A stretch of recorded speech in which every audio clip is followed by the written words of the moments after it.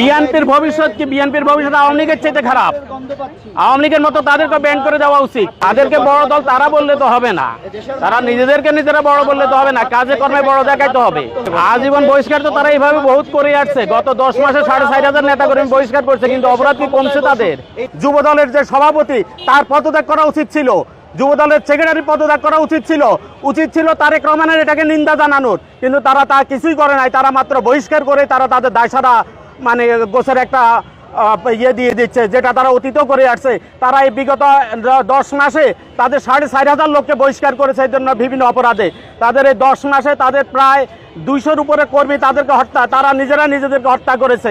সুতরাং এই দলটাকেও আমরা মনে করি ব্যান করে দেওয়া উচিত বাংলাদেশ থেকে। সেটাই বলছি আমি, যে তারা বহিষ্কার করে দায় মুক্তি পায়। আপনি দেখেন যাদেরকে জেলে ধরে নিয়ে গেছে তারা কিন্তু ওইখানে হাসতেছে। আজকে ফেসবুকে তাদের ছবি আসছে যে তারা জেলের ভিতরে বসে তারা হাসতেছে। তাদের একটু মনুষ্যত্ববোধ, তাদের একটু অনুতপ্ত বা একটু লজ্জিত হওয়া উচিত ছিল। তাদের কোনো লজ্জা নাই, তাদের কোনো অনুতপ্ত নাই যে আমরা এই ধরনের একটা অপরাধ করেছি। তারা মানবতা বিরোধী অপরাধ করেছে, তাদের এই ধরনের কোনো অনুশোচনা তাদের ভিতরে নাই। বিএনপির ভবিষ্যৎ কি? বিএনপির ভবিষ্যৎ আওয়ামী লীগের চাইতে খারাপ। আওয়ামী লীগের মতো তাদেরকে ব্যান করে দেওয়া উচিত। নির্বাচন হোক, নির্বাচন পর্যন্ত আসেন, তারপরে দেখেন কি হয়। হ্যাঁ, নির্বাচন পর্যন্ত আসতে দেন আগে। তার আগে যদি ক্ষমতায় বসে যায় তাহলে তো হবে না।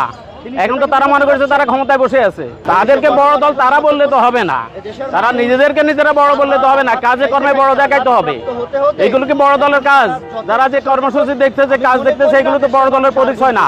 আজীবন বহিষ্কার তো তারা এইভাবে বহুত করে আসছে। গত 10 মাসে 4,500 নেতা কর্মী বহিষ্কার করছে, কিন্তু অপরাধ কি কমছে তাদের? অপরাধ তো কম নাই তাদের। 10 মাসে আপনারা দেখেন 4,500 নেতা কর্মী বহিষ্কার করেছে, কিন্তু অপরাধ কমছে, অপরাধ তো আরো বাড়তেছে তাদের।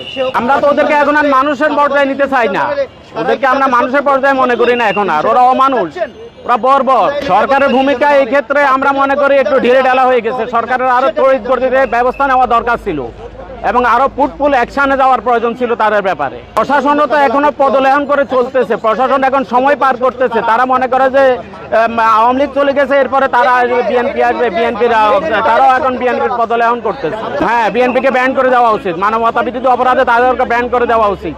এটা তো মানুষ না, বলছি না এদেরকে মানুষত্ব বলতে এদের মধ্যে কিছু নাই। এদেরকে মানুষ মনে করা যায় না এখন আর, এরা অমানুষ, জাহিলিয়াতকে হার মানিয়েছে।